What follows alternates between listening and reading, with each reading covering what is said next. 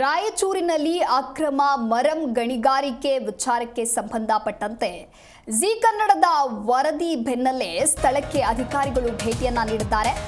ರಾಯಚೂರಿನಲ್ಲಿ ಅಕ್ರಮ ಮರಂ ಗಣಿಗಾರಿಕೆಯ ವಿಚಾರವಾಗಿ ಜಿ ಕನ್ನಡ ವರದಿಯನ್ನ ಮಾಡಿತ್ತು. ಇನ್ನು ಈ ವರದಿಯ ಬೆನ್ನಲ್ಲೇ ಸ್ಥಳಕ್ಕೆ ಅಧಿಕಾರಿಗಳು ಭೇಟಿಯನ್ನ ನೀಡಿದ್ದಾರೆ. ಸಿಂಧನೂರು ತಾಲೂಕಿನ ಬೂದವಾಳ ಕ್ಯಾಂಪ್ ಬಳಿ ಗಣಿಗಾರಿಕೆ ನಡೆಸಲಾಗಿತ್ತು.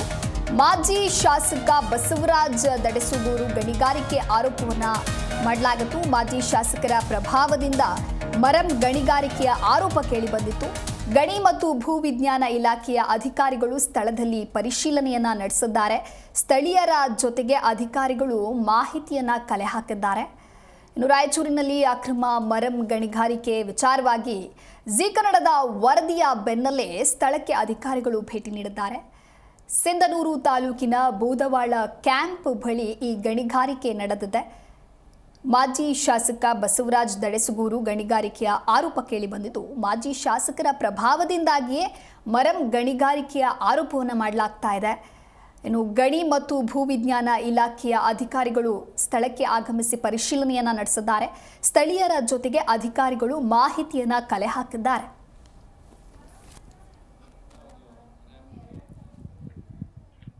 ರಾಯಚೂರಿನಲ್ಲಿ ಅಕ್ರಮ ಮರಂ ಗಣಿಗಾರಿಕೆಯ ವಿಚಾರ ಕೇಳಿ ಬಂದಿದೆ. ಇನ್ನು ಅಕ್ರಮ ಮರಂ ಗಣಿಗಾರಿಕೆ ವಿಚಾರಕ್ಕೆ ಸಂಬಂಧಪಟ್ಟಂತೆ ಜಿ ಕನ್ನಡ ವರದಿಯ ಬೆನ್ನಲ್ಲೇ ಸ್ಥಳಕ್ಕೆ ಅಧಿಕಾರಿಗಳು ಭೇಟಿಯನ್ನ ನೀಡಿದ್ದಾರೆ.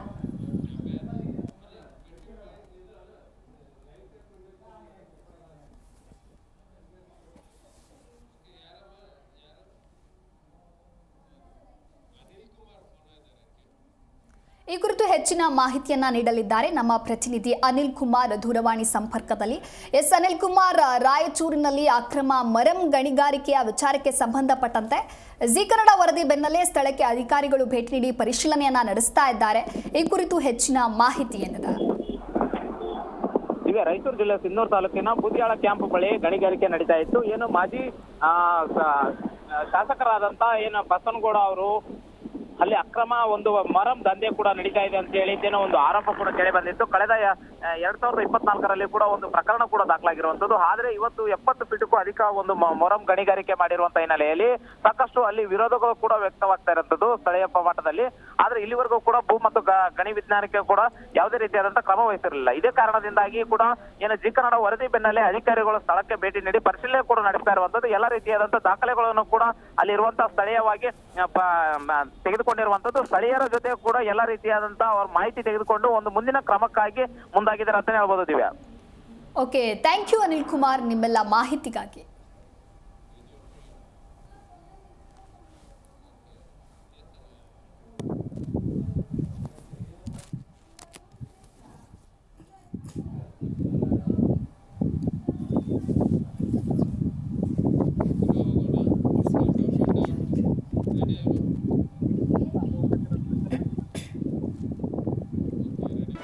ಜಿ ಕನ್ನಡ ನ್ಯೂಸ್ ಈಗ ನಿಮ್ಮ ಮನೆಯಲ್ಲೇ ನೋಡಿ. ಎಲ್ಲ ಕೇಬಲ್ಗಳಲ್ಲಿ ಈಗ ಲಭ್ಯ.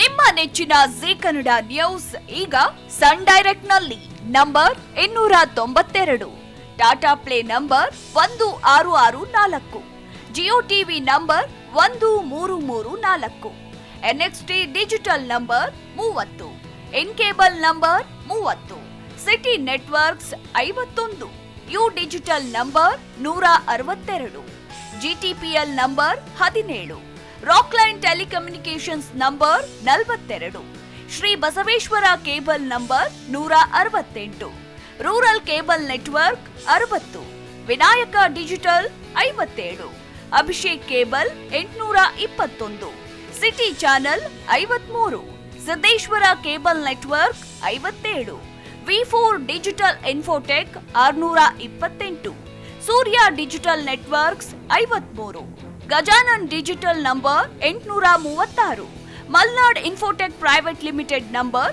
56, Metrocast number 830, Victory Digital number 167ರಲ್ಲಿ ನೋಡಿ ಆನಂದಿಸಿ.